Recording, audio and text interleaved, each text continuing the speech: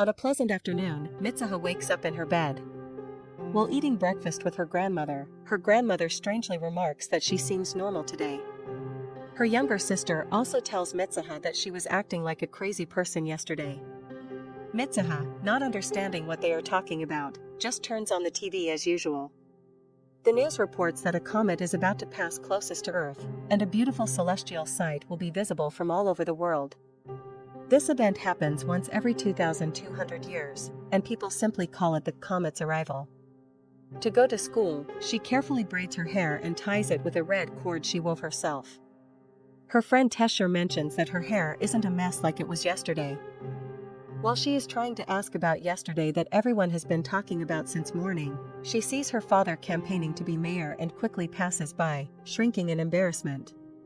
Because she is the mayor's daughter and Tesher is the son of the contractor supporting the mayor, their classmates often tease and mock them. Mitsuha and her friends don't retaliate, but as they walk down the road, the mayoral candidate yells at Mitsuha to stand up straight. People are impressed by the candidate's strictness even with his daughter, but Mitsuha is embarrassed because she was scolded in public. When she arrives at school, Mitsuha finds "Who are you?" written in her notebook by someone. While wondering who wrote it, the teacher calls her name and Mitsuha stands up. When the teacher says, "Oh, you remember your own name today," the whole class laughs. Everyone is talking about yesterday's events, but Mitsuha remembers nothing of what happened. When she asks her friends Sayaka and Tesher, she hears that yesterday she was asking for her own name and local area codes, and she came to school with messy hair. Mitsuha remembers none of this, and lately, she has been having strange dreams as if she were someone else. Thinking it's just a dream, she doesn't give it much thought, and after school, Tesher takes them to a cafe opened by someone he knows. Mitsuha's small town is a boring place where trains only come every 2 hours. Convenience stores close at 9 p.m., there are no bookstores, nowhere to go, and jobs are scarce. So she was happy that an acquaintance opened a cafe, but it turned out not to be a sit-down shop, but just a vending machine. Mitsuha wants to live and go to school in Tokyo rather than in such a rundown town. Back from school, weaving with her grandmother is her daily task. Because her grandmother often talks about ancient history and gods, Mitsuha and her sister are quite used to hearing it. The two of them have to make the family heritage sake themselves to offer to the gods. They chew rice, spit it out into small bottles, let it ferment, and offer the resulting rice wine at the shrine. Because she has to perform the preparation of chewing and spitting rice in front of people, Mitsuha is both embarrassed and frustrated. Therefore, she shouts and prays, "If there is a next life, please let me be reborn as a handsome boy living in Tokyo." Her younger sister sighs while looking at her sister who seems to have gone quite crazy. The next morning, Mitsuha wakes up by falling off the bed. However, her body has become that of a boy, and the place is not her home. She learns the name of the body's owner only when a roommate calls out Taki. It's not the first time Mitsuha has ended up in someone else's body, but she still thinks it's just a dream. She is delighted when she realizes she is in Tokyo. Even though she thinks it's a ridiculous dream every night, since she's in Tokyo, she decides to just go with the flow. Because it's so crowded during commuting hours, Mitsuha, who isn't used to the city yet, arrives at school in the afternoon. When a friend calls her for lunch, she eats with two boys she doesn't know. His friends tease Taki, who is sitting delicately and using feminine speech patterns. Since he forgot the school layout, the classroom, and even his lunch box, they take him to a cafe to relax. Since there are no cafes in the countryside, Mitsuha is very happy to be sitting in one in the big city. However, she is shocked that the bill for one table is almost as much as her monthly allowance. Thinking whatever, it's just a dream, she orders and eats everything she wants. She also takes a picture of everything she ordered with the phone. When it's time for work, she even forgot the workplace and has to ask her friends to get there. Mitsuha, knowing nothing about Taki's life, messes everything up while working as a server and keeps getting scolded. When a customer complains that there was a toothpick in their dish, Mitsuha honestly tells them that Italian restaurants don't use toothpicks. Since the person was looking for trouble on purpose, the problem escalates, so Mickey, a senior at work, steps in, apologizes to the customer, and gives them the meal for free. Even then, the unsatisfied guys cut Mickey's skirt with a knife. When Mitsuha sees it, she sews the skirt back together with a beautiful embroidery. Taki is usually short-tempered and rough, but because he is now being gentle and protective, Miki is smitten. Poor Mitsuha is exhausted from struggling through the day, even though she thinks it's a dream. Back in the room, she sees that Taki keeps a daily diary on his phone and praises him for being organized. While searching through the phone, she sees Miki's photo and realizes Taki has a crush on her. So, she writes down everything she did today in the daily diary. She writes about walking Miki to the station in pink text. Remembering who are you, written in her notebook. She writes the name Mitsuha on his hand and goes to bed. The next day, when Taki wakes up, he is surprised to see Mitsuha written on his hand and even more shocked by the pink emojis left in his phone. At school, his friends invite him to a cafe, but he refuses because he has to go to work. When his friends ask if he at least remembers his job today, Taki goes to work without knowing what they mean. His friends at work are unhappy because Taki walked Senior Miki to the station yesterday. Since everyone at the restaurant has a crush on Miki, they are jealous that Taki is getting closer to her than they are. Taki, however, doesn't even remember what he did yesterday. On the other hand, Mitsuha wakes up and sees "Who are you?" written on her hand. When she goes to school, the whole class is looking at her strangely, so she asks Sayaka why. The people in the class are gossiping about Mitsuha's behavior yesterday. Even though they were talking behind her back, the unusually short-tempered Mitsuha kicked the desks and gave the whole class a tough warning. That's why the whole class is acting scared around her. Mitsuha quickly returns home and checks her diary. When she finds the notes Taki wrote in the book, she realizes that it wasn't a dream but that she had swapped souls with Taki. The two of them swap places about 3 times a week, for a day or 2 at a time. Since they are both the same age and cannot control the swapping, they decide to take care of each other and set rules for things they shouldn't do. Whenever Taki inhabits Mitsuha's body, he spends a long time touching her breasts, which leaves Mitsuha feeling furious every time she returns to her own body. On the other hand, whenever Mitsuha enters Taki's body, she constantly visits cafes, forcing Taki to warn her not to waste the money he has earned. Mitsuha, however, talks back boldly, saying that since she is the one working his part-time job, she has every right to spend what she earns. Despite their mutual frustrations, Mitsuha, who understands women well, helps Taki get closer to Miki Okudera whenever she is in his body. While Taki's situation with Miki improves, Mitsuha also becomes incredibly popular with both boys and girls because of Taki's slightly rougher and more assertive behavior. Although they set rules not to interfere in each other's lives, both of them feel a mix of jealousy and satisfaction when they receive love letters or confessions only after swapping bodies, even if it hasn't reached the level of a full-blown crush yet. One day, while Taki is in Mitsuha's body, her grandmother takes her grandchildren to a shrine. Taki is amazed to find that the shrine is located right in the center of where a comet fell 2,200 years ago. The grandmother explains that there is a small stream surrounding the shrine, and crossing that stream leads to the world of the afterlife. According to tradition, if one wishes to return from that world, they must leave behind their most precious possession at the shrine. Mitsuha and her sister leave behind the kuchikamizaki they made themselves as an offering. By the time they return, it is evening, and the sunset is breathtakingly beautiful. Mitsuha's younger sister looks at the sunset and mentions that a comet will fall the next day. Although the entire country knows about the comet from the news, Taki is unaware, leading the grandmother to ask, "Mitsuha, are you dreaming?" At that moment, Taki wakes up in his own bed, tears streaming down his face for reasons he doesn't understand. Since Mitsuha had arranged a date with Miki for him today, Taki prepares and heads to the meeting place. Meanwhile, Mitsuha wakes up and gets ready for school, but she feels a wave of sadness knowing that Taki is currently on a date. Although Miki looks exceptionally beautiful that day, Taki cannot focus on the date and finds himself thinking only of Mitsuha. Miki herself realizes that while Taki liked her before, there is now someone else in his heart, so they part ways and head home. Mitsuha had left notes in Taki's phone about what to do and avoid during the date, and she also left a message telling him not to miss the comet falling tonight. Taki waits, but no comet appears. He tries to call Mitsuha because he misses her, but the operator only says the number is unreachable. On the other side, Mitsuha is preparing to go see the comet with her friends. She has cut her hair short, no longer wearing it in her usual braided style. Her friends notice she looks sad. The comet appears as a beautiful sight to the eyes, but it suddenly breaks apart and falls directly toward Mitsuha's town. From that moment on, Mitsuha and Taki stop swapping places.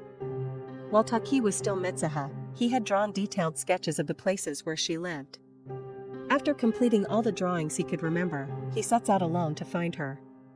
When his friend and Mickey realize he is wandering off alone, they follow him out of concern. Mickey helps him search because she admires Taki's spirit and truly wants him to find the girl he is looking for.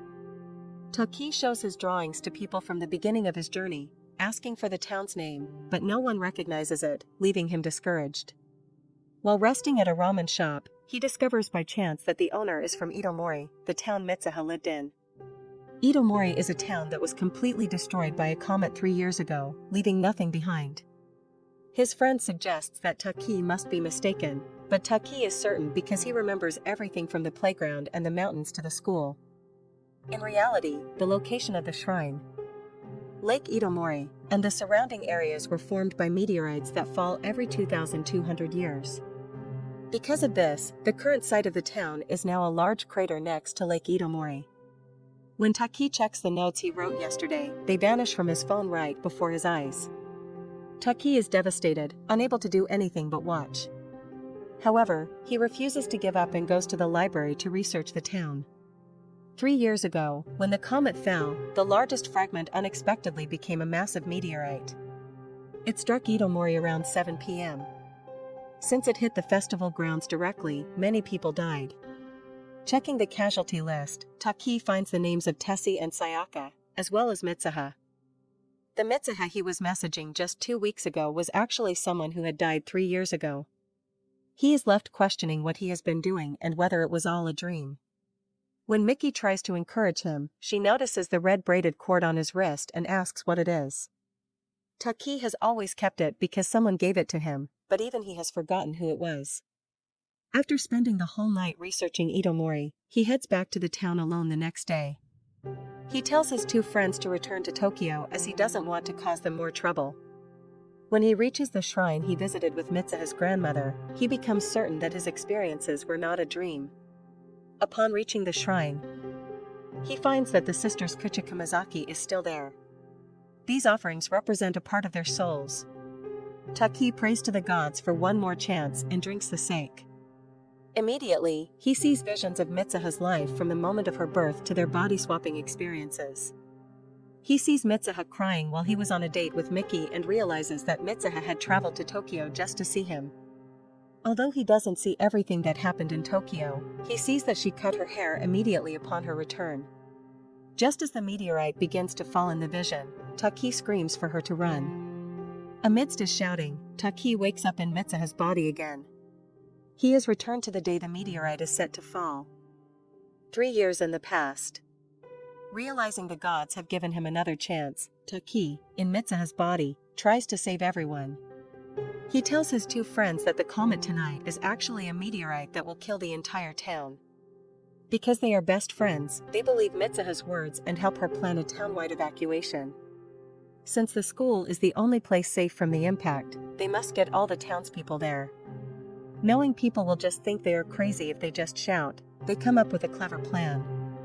They decide to blow up the town's power system and issue an emergency warning that the whole town is in danger. Tessie will handle the explosives, Mitsuha, Taki, will go to convince her father, the mayor, to issue the warning, and Sayaka will broadcast the evacuation orders. The large Lake Itomori next to their town was also formed by a meteorite 2,200 years ago, making it even more certain that another strike will occur here. When Taki, as Mitsuha, goes to speak to the mayor doesn't believe him and scolds his daughter for not acting like a lady. Taki, who isn't actually his daughter, loses his temper and grabs the mayor by the collar to confront him, and then realizing his actions had gone too far, he left out of awkwardness. When he met his younger sister, he urgently whispered to her like a madman to flee the town quickly. When his sister told him that Mitsuha had gone to Tokyo the previous day and was no longer mentally sound, Taki became confused. Inside Mitsuha's body, he suddenly realized that Mitsuha must also be hiding inside his body. Since Taki's body was currently at the shrine, Taki rushed quickly toward the shrine. Just as he thought, Mitsuha woke up in Taki's form inside the shrine. As she wondered what Taki was doing wandering around her town, she came out and saw that the entire town of Itomori had been destroyed by the meteor. She also remembered that she had died along with the entire town on the very night she returned from Tokyo. Because Mitsuha had a crush on Taki, she followed him all the way to Tokyo that day to meet him. However, unable to call him and failing to find the Taki she was searching for. Just as she was about to go home, she saw Taki on the train. She moved closer and called out Taki, but Taki did not recognize her. For Taki, it was 3 years in the past, so body swapping had not yet occurred, and he was just a child who did not yet know who Mitsuha was. Just as she gave up and turned to leave, Taki felt something and called out to ask for her name. Mitsuha, with a mix of sadness and joy, told him her name was Mitsuha and gave him the little red braided cord to make sure he remembered her. In the present time, Taki finally remembered the pattern of the red cord on his hand. As Taki walked toward the shrine, he called out for Mitsuha. Mitsuha, who was inside Taki's body, heard the call and called back to him. The two of them ran around on the Itomori Dam, searching for the source of the voice, but there was a huge 3-year gap in time between them. Even so, when they were separated, each could sense the other's presence, and though they could not see each other, they somehow knew where the other was. Nevertheless, due to Taki's earnest efforts, the gods granted them a small opportunity to meet again. Taki and Mitsuha returned to their real bodies and saw each other. Taki returned the little red cord that he had kept safe for 3 years. He instructed Mitsuha to save the entire town because the meteor would fall soon. They agreed to write their names on each other's hands so they wouldn't forget each other when they woke up. And Taki wrote his name on Mitsuha's hand. As soon as Mitsuha was about to write her name, she returned to her own time on the train. Taki kept calling out Mitsuha's name softly so he wouldn't forget, and then asked for her name. He even asked why she was there. He asked everyone about the one person who was important to him and whom he couldn't ask about. Meanwhile, Mitsuha rushed off to save her town. Hashika immediately blew up all the power distributors that supplied electricity to the entire town, causing a town-wide blackout. As a consequence of the explosion, the emergency broadcast system announced that everyone should evacuate to the safe zone, the school, as a wildfire was spreading. However, the mayor announced again that this was false news and told everyone to stay in their homes, causing everyone's morale to drop again. Mitsuha and Hashika shouted warnings on the streets, but since no one believed them and no one ran anywhere, they became frustrated. When Mitsuha ran to her father to tell him about the comet, she started crying because she had forgotten Taki's name. The name written on her hand had become the word love instead of a name. She, too, asked everyone about the one person who was important to her and whom she couldn't ask about. But since she had to save the entire town, she pleaded with her father to announce the evacuation to the school for the whole town. This time, the mayor completely believed his daughter's words. The meteor continued to approach the town center rapidly, and the entire town became a disaster zone. The next morning, Taki woke up on the Itomori Dam. He couldn't even remember what he had been doing there.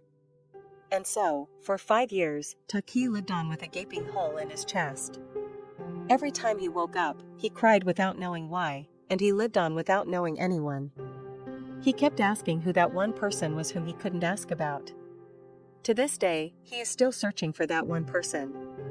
One day, on a train heading towards the book fair, he saw a girl on the train tying her hair with a red cord, and he suddenly felt a very familiar feeling. Like a memory from his parents. The girl felt the same way, as she had been searching for that one unknown person for the past 2 years. As soon as both arrived at the nearest station, they prepared themselves and rushed back to search for each other. At a staircase intersection, one going up and one going down, they met again, but since both were shy, they hesitated to call out to each other. However, since their feelings urged them so strongly, Taki took the risk and asked, "Have we met somewhere before?" Mitsuha replied with joyful excitement, "I think I have met you too."